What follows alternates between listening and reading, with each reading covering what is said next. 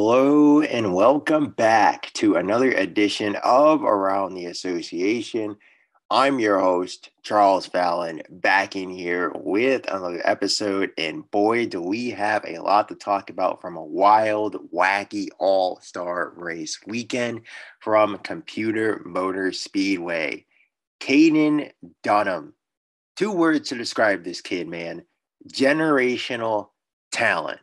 And I've been telling you that since day one, seeing this kid race. And boy, let me tell you, Saturday night, that kid was driving like a 10-year Cup Series veteran at just 19 years old.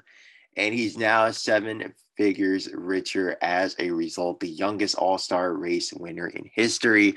We'll break down his incredible performance and his incredible, quite frankly, defensive driving skills because the way he was positioning his car, again, we'll break it all down. It was incredible stuff.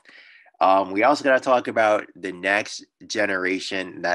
It's kind of been the theme of the season, and I think that was perfectly encapsulated by Caden Dunham and Graham Daugherty finishing 1-2 in the main event, the All-Star Race. They had an incredible battle on the opening lap of stage 2. We'll break that down as well. Just a huge night for those guys. The next generation is here, and they are ready to take over the sport right now. Graham Daugherty's already won multiple times. We just saw Caden Dunham reach victory lane for the first time. Tony Doval II, Gunnar Thorson, they've shown flashes as well. Like, this youth movement has already arrived, and they are taking over the sport. They're taking no prisoners. But we also got to talk about Graham Daugherty with this inter-team feud with teammate Diego Orkedi. It was a very eventful night for the pole sitter. Started on pole, dropped back because of this incident with Diego. Had the battle with Dunham, dropped back after that, and then picked his way back up to second at the end of the race. But let's break down this massive feud between him and Diego Orkedi. Orkedi calling for Daugherty to be fired over the radio following a DNF. It's crazy. So we'll break down all that. Can Orkedi Bros Racing get this smoothed out before the 300? Well, does this mean the beginning of the end for Graham Daugherty at OBR? I don't know. We'll break it all down because it's wild. We also got to talk about the Computer Motor Speedway track conditions as well. They were better than last year, but were they great? I don't know. I'll leave that up for you guys to decide. And yeah, we'll break that all down because, of course, the Windows 300 is coming up next week. You better hope that the track conditions are right for the most prestigious race of the campaign. We also talked silly season briefly. It was a big day of news for Dexter Andrews Motorsports, and not in the way that I'm sure they would have hoped. Although I'm sure they're pretty happy to bring back Aiden Romo after his open performance, although he has struggled quite a bit in his sophomore campaign. But he does sign a 1-year prove-it extension to remain in the number 42 through the 2028 season. Is he worth the contract? We'll talk about that later on in the show, and then we'll break down the most prestigious weekend in racing, the TreatMyPC.com 150 and the Windows 300. This Saturday, this Sunday night, it's going to be a fantastic time. But first, before we get into it, we got to shout out the ASCA's Discord server. You already know, click that link in bio. Had a grand old time watching the All-Star Race last Saturday night in there with over 105 members right now. Or I think it is 105 members on the nose. But yeah, click that link in bio. Join the Discord. It's a fantastic time. You do not want to miss it. Yeah, so click the link in bio, join the Discord, and chat with many fellow ASCA fans. But also, we got to shout out Circle B Diecast / Plan B sales. Use coupon code ASCA for reduced shipping on any orders $30 or more inside the US. So, without further ado, let's get into it. And let's discuss Caden Dunham. Dunham is the first driver in ASCA history, believe it or not, to transfer in from the Open that went on to win the $1 million grand prize at Knight's End. And this, what we saw from Caden Dunham from Saturday evening to Saturday night is peak Dunham. I think like this is the potential that he has a driver each and every week. And what I think he unlocked in himself on Saturday night was strategic aggressiveness rather than reckless aggressiveness that we've seen out of him throughout his ASCA career to date, whether it be Orlando, whether it be Michigan. That's just being recklessly aggressive. On Saturday night, he was strategically aggressive. And let me break it down, because just positioning his car in all the right places, just tactically, like it was like he was racing tactically rather than, just guns ablazing, just sending it in the corner. Like, no, he knew every move was calculated. That's what I'm trying to say here. And for a 19-year-old to be able to have that level of skill, it's like, why can't we see this from Dunham every race weekend? I get that he's only a Cup rookie, but to just see the awareness that he has to put his car in certain positions to get the desired outcome that he wants, again, at his age, is incredible stuff. It's absolutely incredible stuff. And we'll begin in the open, because that's when the controversy began, when he got Tony Delval II aero loose. And you'll notice that's a theme that we're going to be talking about a lot when it comes to this Computer Motor Speedway and this whole repave. Aero loose is the key to winning and losing the Windows 300 and the TreatMyPC.com 150 next week. It's going to be aero loose, whether it's getting a guy aero loose, getting aero loose. That was the difference between winning and losing Saturday night. And Caden Dunham knew that from the drop of the green flag in the Ajax Open. He knew that.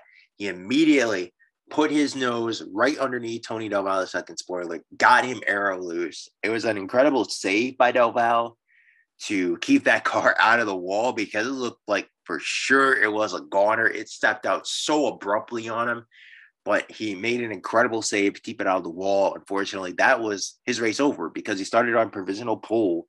He entered the night 7th in points, so he got provisional pole.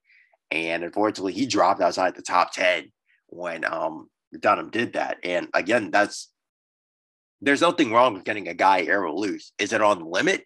Yeah. Would you prefer that the driver not do that? Yeah. But at the end of the day, it's illegal.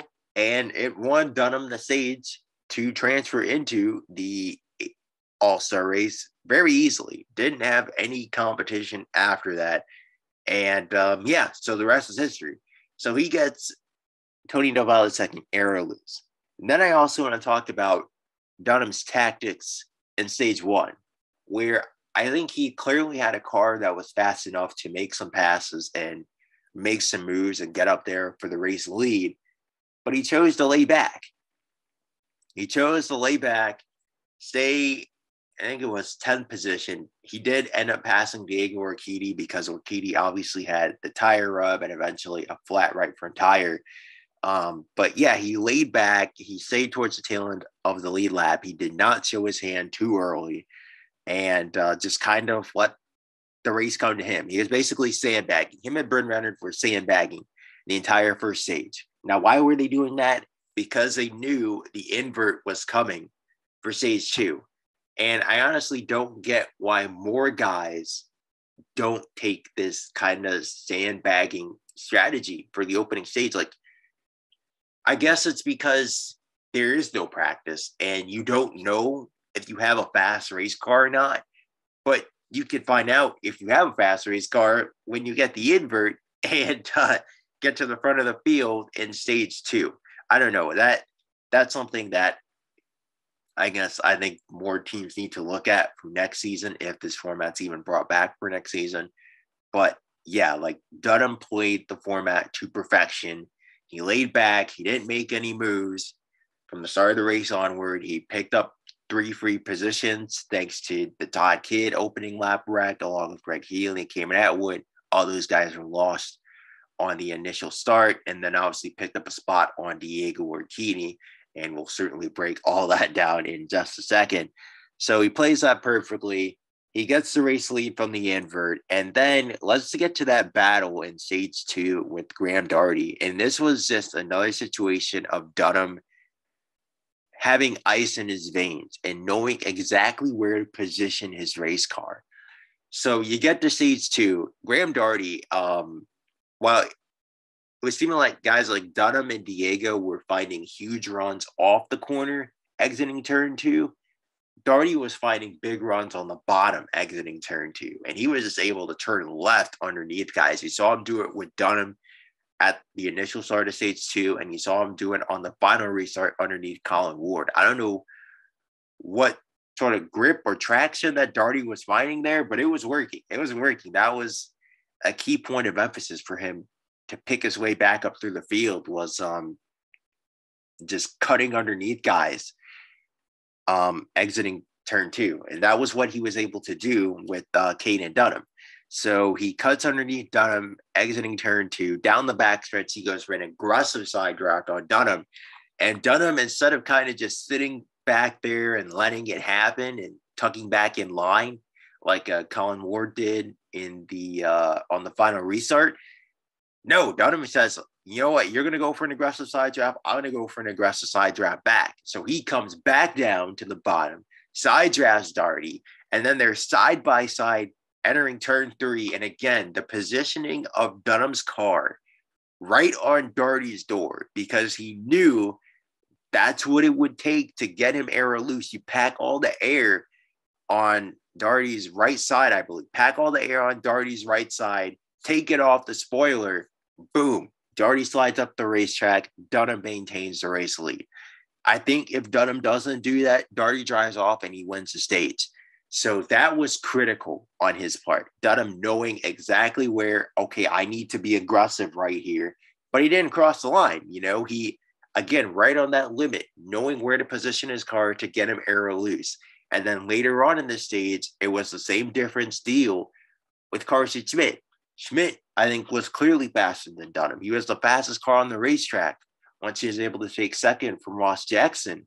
And again, Dunham gave up the bottom line. He left the bottom line open, left it open, said, hey, you can have the bottom, send it in the corner like you had been doing with Jackson, like you had been doing with Ward or whatever. You can send it in the corner. Go ahead, have that bottom lane. But when you get here, I'm going to pack all that air on the right side of your race car and take the air off your spoiler and get you aero loose. And that's exactly what he did. Again, just extremely tactical, calculated racing from a 19-year-old kid. That shocked me with Dunham. Like, I did not know that he was thinking, like, he was playing chess while everyone else was playing checkers. And this was perfectly exhibited on the final restart.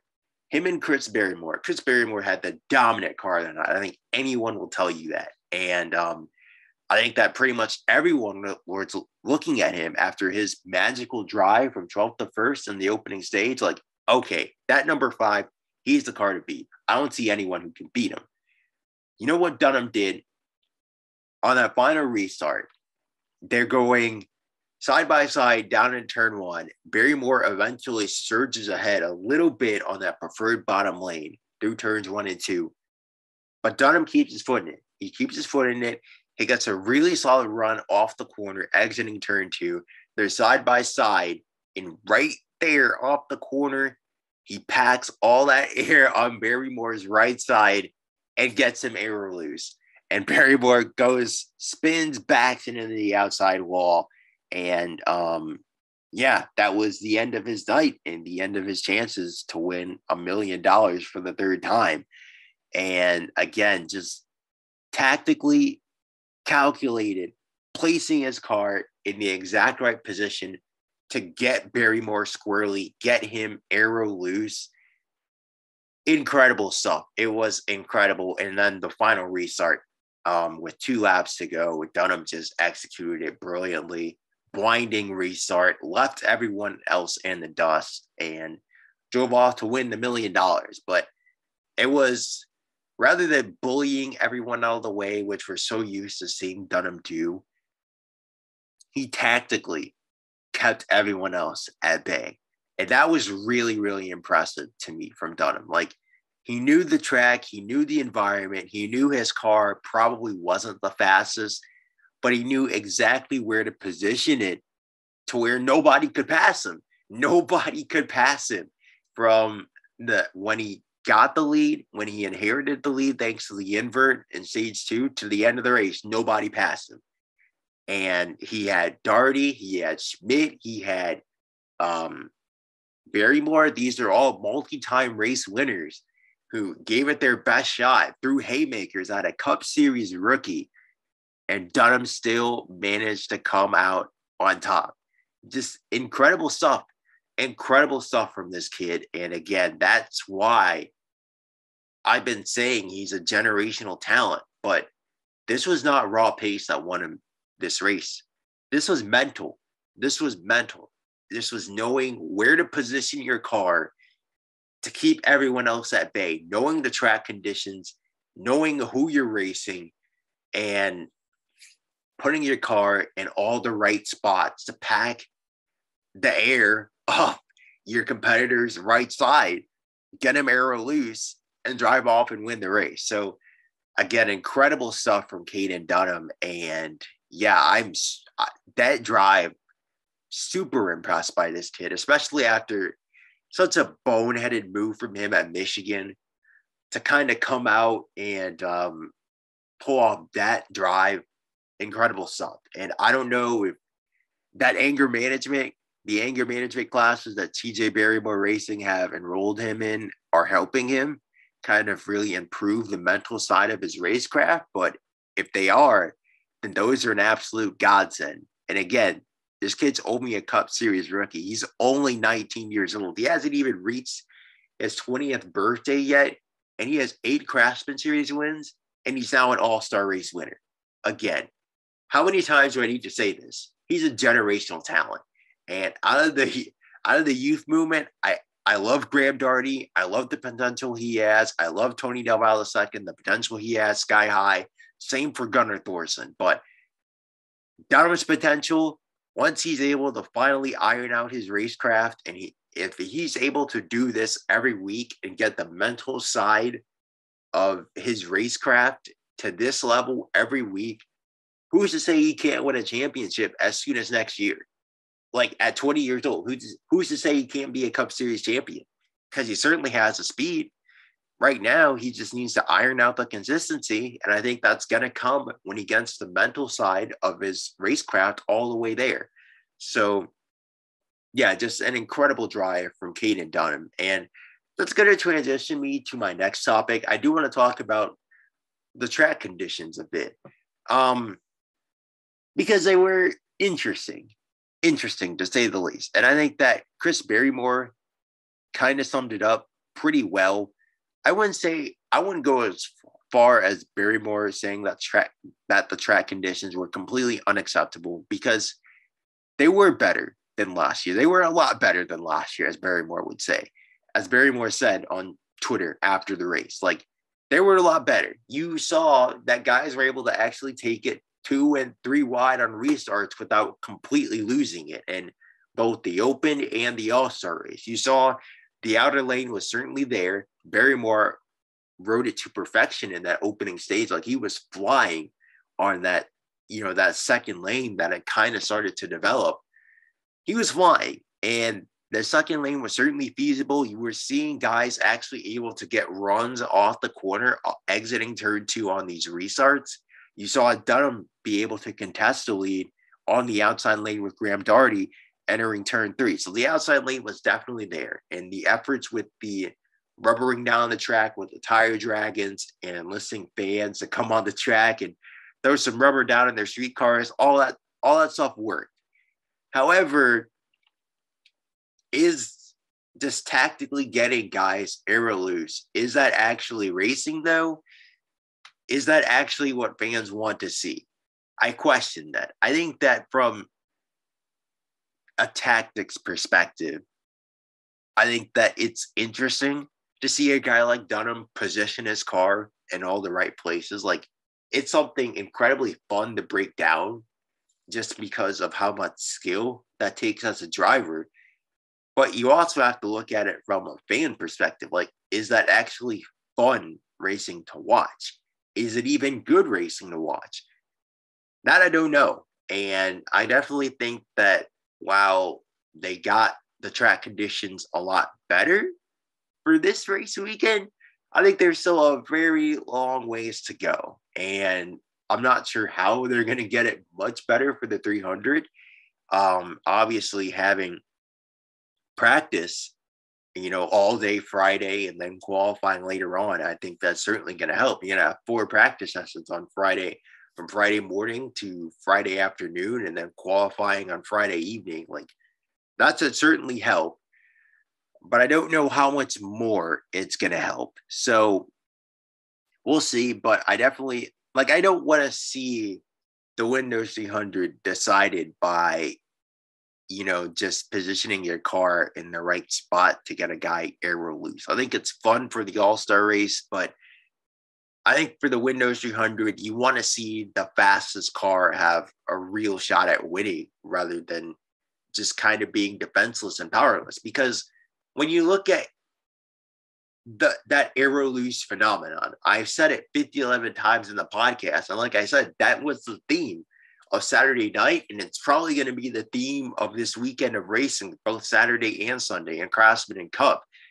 Like, even a championship leader like Todd Kidd is completely powerless when he gets aero loose, when he gets the air taken off the side of his car and taken off the rear spoiler. In Kidd's case, you can't do anything as a driver. There's nothing you can do to keep the car from underneath you. You're just kind of along for the ride because you have absolutely no downforce in that situation. And it was the same kind of situation with Chris Barrymore on that final restart. Got the air completely taken off. Got the air completely packed on, I should say, to the right side of his race car, off the rear spoiler, around that car snap. And when it gets aero loose, it snaps just like that. Like, you barely have any time to catch it. And it was a miracle that guys like Del Valle and Daugherty and Schmidt were able to do so, to save their race cars. So, look, I don't want to see 300 miles of aero wars in the Windows 300. I don't want to see 150 miles of aero wars and the treatmypc.com 150. Honestly, I really don't. So I don't know what the ASC is going to be able to do in terms of, again, just kind of making it where getting a guy aero loose isn't such a major factor in these races. But I have a bad feeling that we talked about getting guys aero loose 11 times in this podcast. It's probably going to be double that next week because we got 2 full races to talk about it. So I don't know. We're going to have to see on that one. But like I mentioned, progress was made in terms of the track conditions, but there's still a very long ways to go.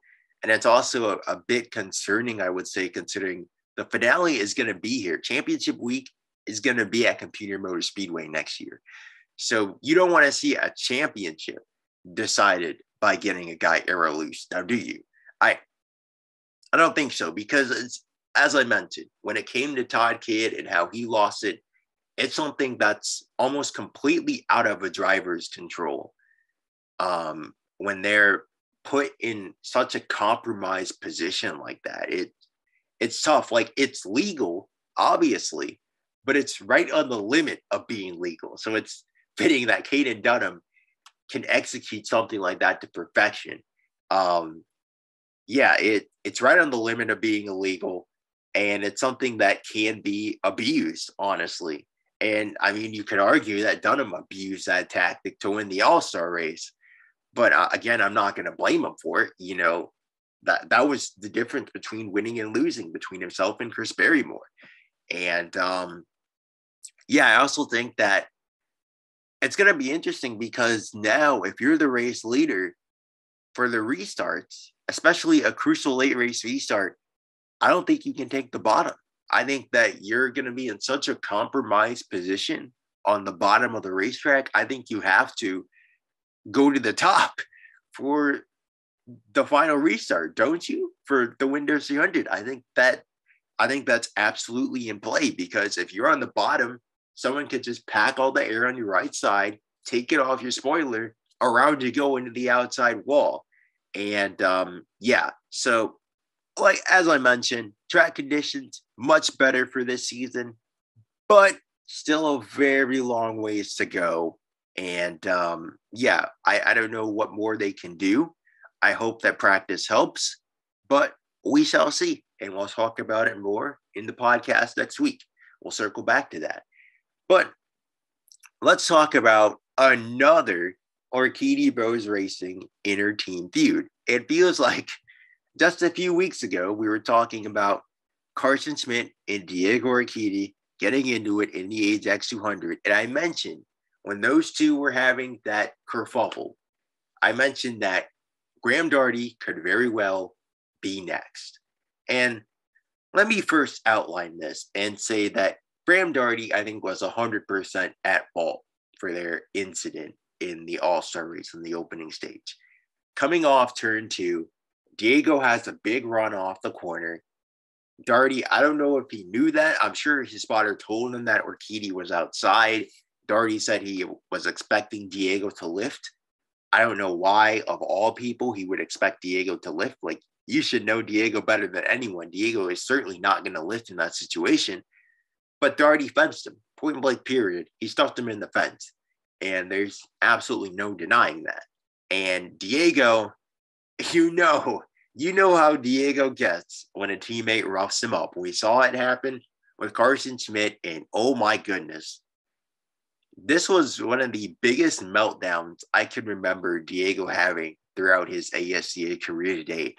It felt like every time we cut back listening to his radio, he was screaming like a 12-year-old boy. Like, he was absolutely apoplectic.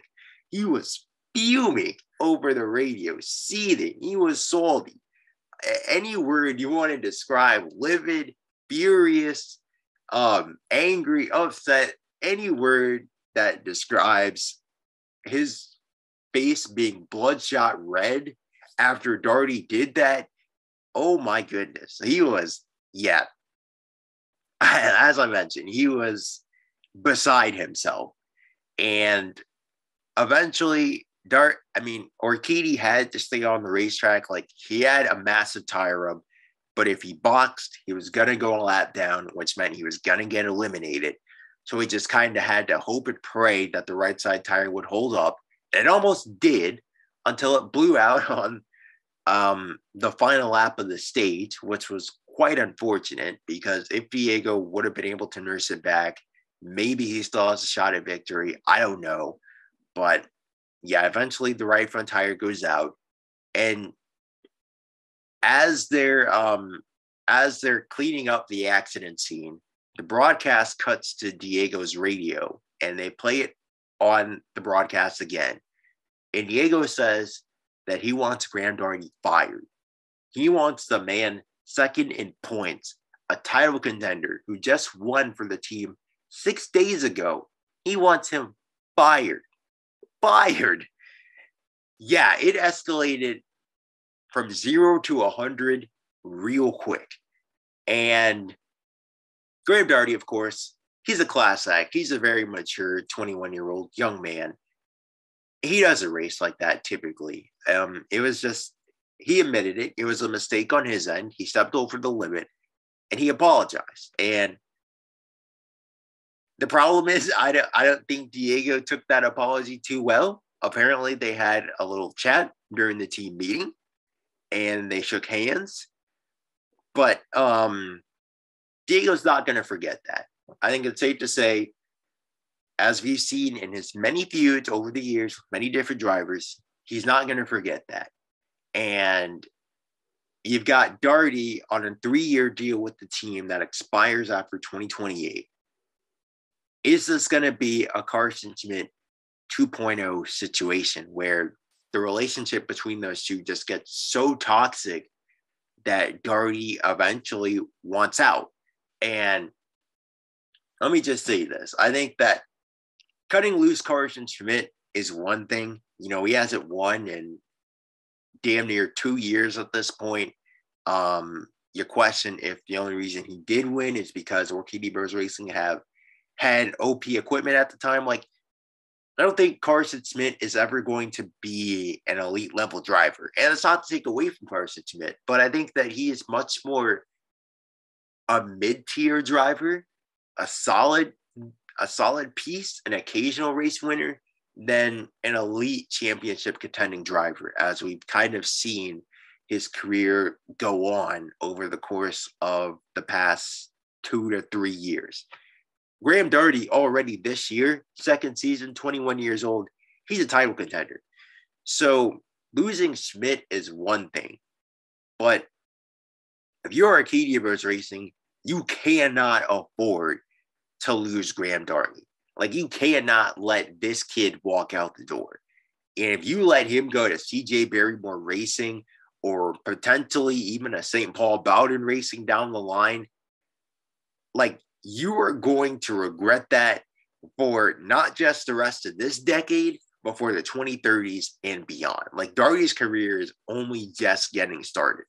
I think Schmidt's kind of in the prime of his career right now, and he's showing you what he is. And that's a solid driver, but I don't think he's ever going to be a championship contender at this stage in his career. Maybe he does have another set of development in him, and maybe a change of scenery is what he needs to become a title contender. I don't know.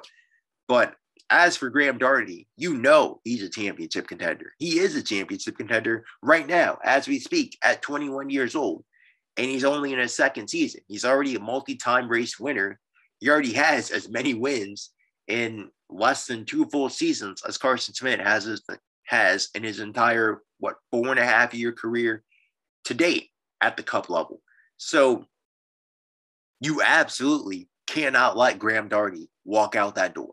Like, he is going to be the face of your organization, again, for not just the rest of this decade, but for the 2030s and beyond. And as Diego continues to get older and older, like, Daugherty apologized for the accident. You got to smooth this out. If you're Louis Orkedi, if you're Nick Orkedi, if you're Ken Bernacki, if you're one of the higher ups at Orkedi Bros Racing, you need to have a sit down with your 4-time championship winning driver and tell him, Diego, look, you're 36 years old. You're only going to be here for, at max, I know Diego said he wants to race till his 40s, but you're only going to be here for, at max, 4 to 5 more years. Chill out, calm down. You got to smooth this out. And I'd be willing to say, if Diego's not ready to smooth it out, honestly, I hate to say it, but I'd be ready to kick him out before I'd kick out Graham Daugherty. And it's harsh to kick him out of his own family team that he's won 4 championships and 29 races with. But look, Daugherty's just getting started right now. Daugherty is going to race for another at least 10 to 15 more years. Diego, at best, right now, has maybe 4 to 5 more years in him. And how many of those years are good years before he's actually washed up? Maybe 2 to 3 tops. You're lucky if you get 2 to 3 more great years out of him, even good years out of him at this rate. Like, Diego's best days are behind him. You know, I think that 2025 was probably his last chance to compete for a championship. I thought he'd be up there this season. He's kind of faded a little bit. He just doesn't have what it takes to keep up with Kidd, Daugherty, and even Bennett right now. He just has not been as consistent. And look, you have to let him know, like, it's not 2017 anymore. You're not 26 years old. You're 36 now. A decade has passed. You're 36 years old. You've accomplished so much for the team, but Graham Daugherty is the future. And as I mentioned, they have to get that relationship smoothed out somehow. Somehow, some way, they got to get it smoothed out. So I don't know how they're going to do it, but that absolutely has to take place. And if Diego's not willing to compromise, because we already know Daugherty is willing to apologize, he has apologized. he's taking the high road. It was his fault for the accident, and he admitted it. It was his fault. He apologized, and yeah. And as I mentioned, it's one thing to let Diego run Carson Smith out of town. That was already bad enough, but to let him run Graham Daugherty out of town now, and what kind of impression does this give to guys like Colin Ward or Cameron Atwood? Or, yeah, Colin Ward or Cameron Atwood, who might potentially want to sign here. If you're going to run the team's best driver out of town just to please a 4-time champion who only has potentially 2 to 3 more good years left in him,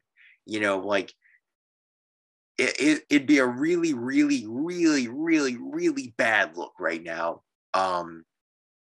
for the team to get rid of Daugherty just to please Diego yet again. So, yeah, like that, somehow, some way, they got to get this smoothed out. They got to get this cleaned up. And it should be cleaned up in the fact that Diego needs to accept Graham's apology and move on. Like, it's water under the bridge. It was a non-points race. The gloves were off, Like, it's just both drivers racing for a win. Daugherty stepped over the limit. It was his fault. He apologized. Move on. It should be end of story. No more grudges should be held. So that should be it. But we'll see if they're actually able to iron it out like this. I don't know. But if I'm Orkedi Bros Racing, I'm willing to drop off Diego if it means keeping Daugherty at this point. As crazy as it sounds, that's what I would have to do if Diego is not willing to let bygones be bygones and move on from this incident. But let's move on to silly season. Let's talk about Dexter Andrews Motorsports. Briefly, I want to touch on them letting go of Noah Booth, one of their Craftsman Series prospects. I think it's actually a good move for them because Booth, honestly, has been mid since joining the team. He's just been mid. And the problem is, it's not an 18-year-old that's mid. This is a 25-year-old that's mid. And you would expect if you're Booth, at minimum, you need to be producing where Matt Chamberlain was last season, where he was turnkey, hop in the 8 car. He's already leading the point standings 2 to 3 races in, and he was a title contender basically the entire season. And even Chamberlain was younger than Booth is right now. So, yeah, Booth has just been mid. And if that's his potential, which it probably is at 25, you're not expecting much more development other than being mid. Like, if that's his potential, then that's his potential, is just being mid. And for Dexter Andrews Motorsports right now, you're really at a crossroads with your drivers.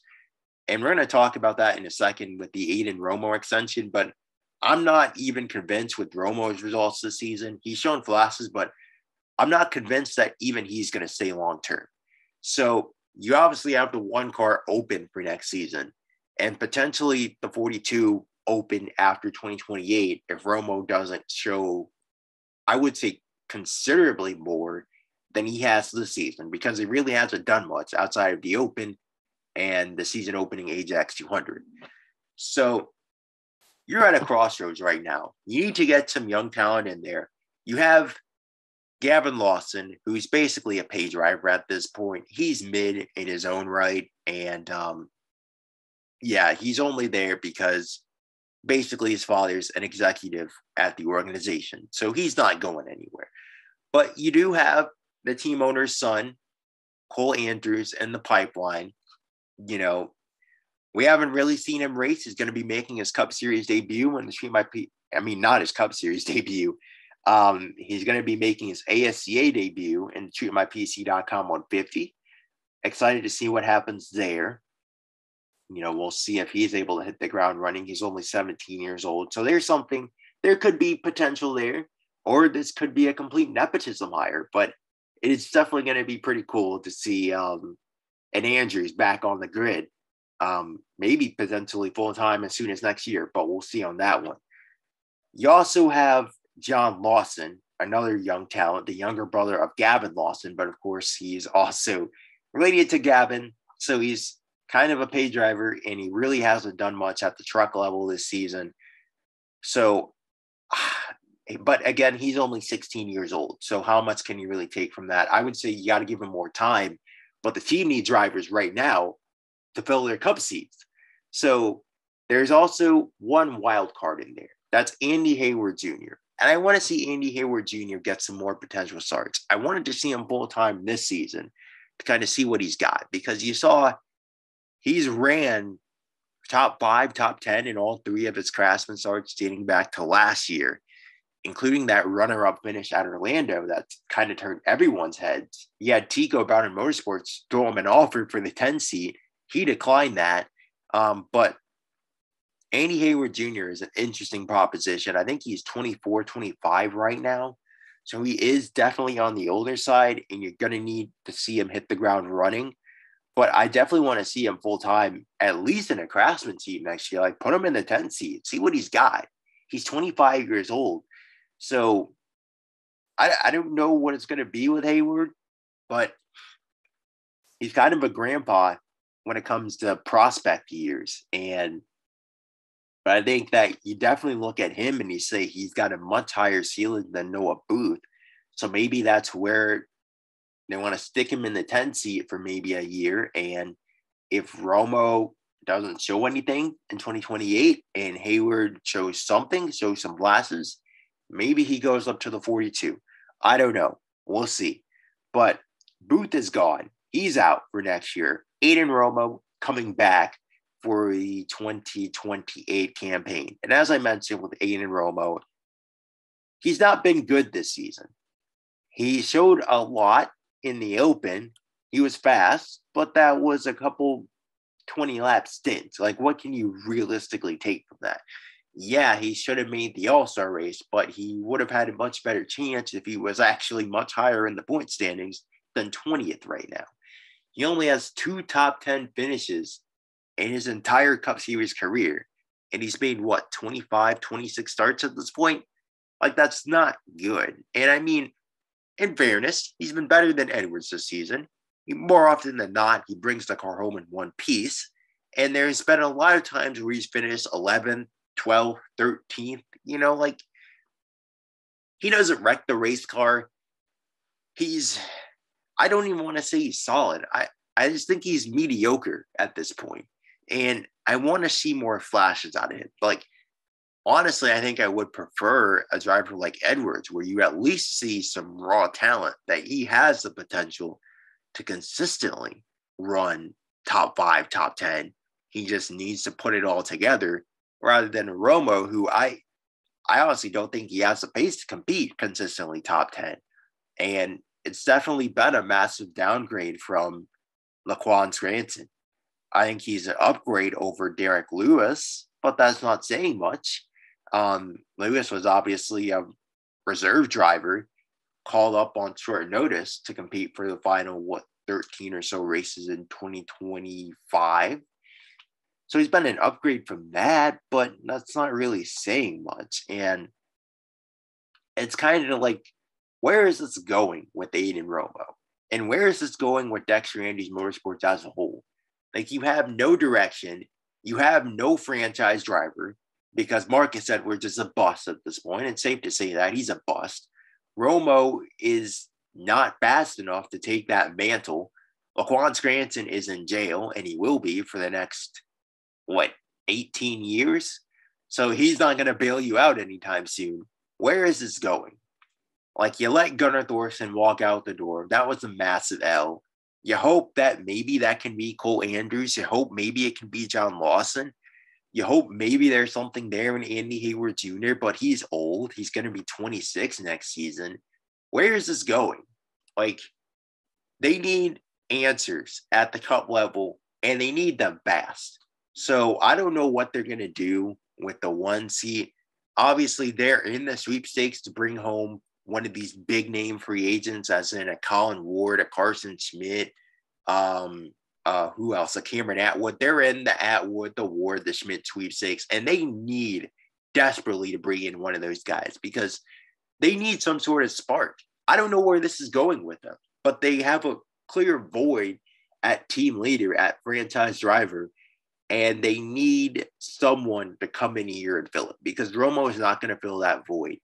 And I don't think they have any prospects that are really star talents that have the talents to compete consistently with this new young generation of drivers and in Dunham and Daugherty and Del Val and Thorson. I don't think they have anyone even remotely close to that level. In fact, I don't think they have anyone even on the level of a Zach Trenton or a Jordan Reynard or a Will Mood at this point. So, or even a Garrett Hood at this point. So, yeah, I question where it's going with Dexter Andrews Motorsports. We'll see who they end up going with for the 1 seat, but I think bringing Romo back for the 42 is solid. Where is this going with him? I don't know. You just hope you give him one more year and maybe he figures it out next season.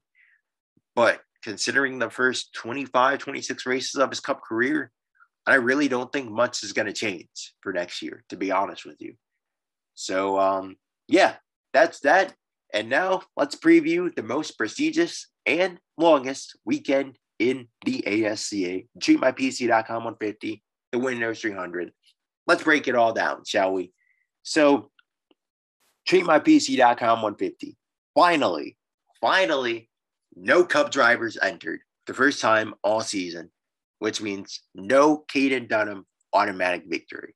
And as I mentioned, you're going to have Cole Andrews, you're going to have Alexander Hall in the 22 for the Ford Development Program. You're going to have Brendan Caldwell in the 54 for Michael White Racing. And then you're going to have Jack Brazier, the son of Mike Brazier, one of my good buddies in the paddock.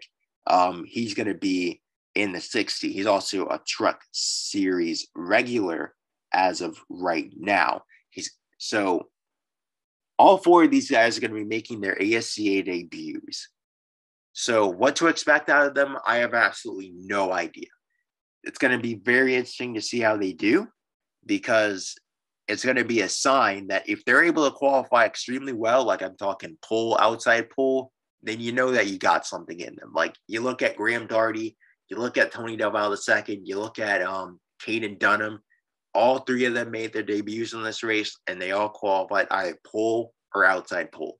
Like you want to see some sort of spark like that out of those guys to know, okay, these three, one of these guys, they're going to be special. If they're able to do that, then you can know, okay, like there's something to work with there. Like there's some serious raw pace to work with there. But even if they don't, I mean, it's not the end of the world. So in terms of who's going to win this race, I think you have to look at Jordan Reynard. As close as he came to winning this race last year, he led the most laps, just spun the tires on the final restart. He's going to be looking for redemption. I think that Reynard's certainly going to be a threat. I'm also looking at Chandler Mills. I think in terms of raw pace, Mills easily probably has the most raw pace of any of the rookies. Him and Drew Taylor both. I think him and Drew Taylor both have the most raw pace of the rookies. Taylor just needs some luck. Mills just needs some racecraft and to kind of I don't know, be more strategically aggressive, such as Caden Dunham was. I think that if you're looking in terms of veterans, got to look at the championship leader, Zach Trenton, starting to kind of run away with this championship fight. I think he can make a huge statement with the victory. I also think you got to keep an eye on Ryan Dixon as well. That 12 team has started to heat up in recent weeks. Back-to-back top 5 finishes. Keep an eye on the Cup Series veteran making his first TreatMyPC.com 150 start since, I think, 2020, if I do recall correctly. But my pick for this race weekend, honestly, I'm going to go with Drew Taylor. It's a bit off the wall, but I think that Taylor is a guy who just needs some luck, man. I think he's going to shine this weekend. I think if he can get a little bit of luck, which he's due for it. He's had such bad luck this season. Like he's due for a little bit of luck. If he can get a little bit of luck, I think he can win this race outright. And I think that he's going to have his big breakout party and people are going to realize, okay, this is why people were saying like Taylor is on the level of a Dunham and Daugherty when it comes to prospects. Like he has that level of raw pace. He just needs some luck and be able to put together a full race weekend to show it. But let's get to the Windows 300. breaking down the 17th annual running of the sport's biggest race. And I think the All-Star race, realistically, I don't know what to take from the All-Star race. I think that you can take that Chris Barrymore is going to be extremely fast. Obviously, they don't have the exact same car they used in the All-Star race, but I'm sure they certainly have the setup data. They can just plug that in the number 5 and hopefully hope that it works. So I think Barrymore is certainly, I think he has to be the favorite after what he showed you in the All-Star race. I think you have to look at Caden Dunham, obviously winning the All-Star race, but I don't think he was necessarily one of the fastest cars. I think you look at the Orkedi Bros Racing cars in Daugherty or in Orkedi and Schmidt. Those three, I think, in terms of raw pace, were the only 3 that I saw that could really keep up with Barrymore. I think that Dunham, while his defensive driving skills were incredible, I don't think the raw pace was in that 6. And I think that speaks more to driver talent more so than it does, like not taking anything away from his win. And I'm actually giving him a bunch of credit in terms of driving talent, but can he keep up those defensive driving habits for 300 miles? I question that. I really do. But I think the Orkedi Bros Racing cars are going to be really fast. I think the Ronnie Woods Motorsports cars are going to be really fast. We saw Colin Ward had solid pace. Shane Park was off all night on Saturday. I don't know what was up with the 24, but he was just a non-factor. And then Todd Kidd, I don't really know what to take of that. He barely ran a lap. He didn't even run half a lap. So I don't know what to take out of Todd Kidd's pace. Michael White Racing is interesting because they were, I don't know. Also, keep an eye on Austin White when it comes to the Orkedi Bros Racing entries. Almost forgot that he is going to be back in the 33 for this race. So he might have a shot at victory. What is he? He is a former Smithfield Cup Series champion. We'll see if he's able to take the fight to the ASCA's best. But yeah, Michael White Racing, I don't know what to take of them. Lucas Hamberg was fast, somewhat. He worked his way through the field pretty well. He was easily the fastest of the Michael White Racing cars. And then you had Braden Bennett and Bryn Reynard, really non-factors. Tony Del Valle II was, I don't know. Again, I don't know what to take from Michael White Racing, but I think Lucas Hamberg showed enough that he's going to be up there to compete with the likes of Orkedi Bros Racing and Chris Barrymore and Todd Kidd at the front of the field. So, yeah, I think it's going to be a fight between those 3 ASCA powerhouses. Sorry, Snoots Enterprises. Sorry, CJ Barrymore Racing. I think Dunham is going to be in the mix, maybe potentially Atwood as well. Both of those guys just kind of dragging up their equipment to the front of the field. But it's going to be a fight between the powerhouses, I think. And amongst those guys, man, I think I got Chris Barrymore bringing home redemption. I think that Barrymore is going to learn from what went wrong on that final restart. I think that if he's in that position again where he's the control car, he's going to take the top. And he's not going to put himself in a position where he gets aero loose like that. He's not going to put himself in a bad spot. And again, it's through no fault of his own that he was even there. So I don't want to say he put himself there, but it was just unfortunate circumstances. And clearly he had the car to be on Saturday night. I think they can plug and play their setup that worked so well on Saturday night and put it in the 300 car. He nearly won this race last year. If it wasn't for that clumsy mistake while battling Bryn Reynard for the win, I really think this is going to be the year Barrymore gets it done. He's had so much heartbreak in this race. I think that he gets the job done, and he's already won once this season. Why can't he win again? So I think that I got Chris Barrymore getting the job done, but we'll see if he's able to pull off the unthinkable and get the job done and finally capture the sport's biggest race. I think that if he does, you certainly have to say, you have to admit, while he hasn't been a title contender and while he's certainly been disappointing again this season, I think you have to admit if he wins the Windows 300, then he is worth that $56 million contract. And that's not when it comes down to it, obviously you want to win a cup championship, but if you can't, you got to win the Windows 300. And we'll see if Barrymore is able to get the job done on next Sunday night. But that's it for this edition of Around the Association. I'm your host, Charles Fallon, signing out. and we'll see you to recap the most prestigious weekend in ASCA racing.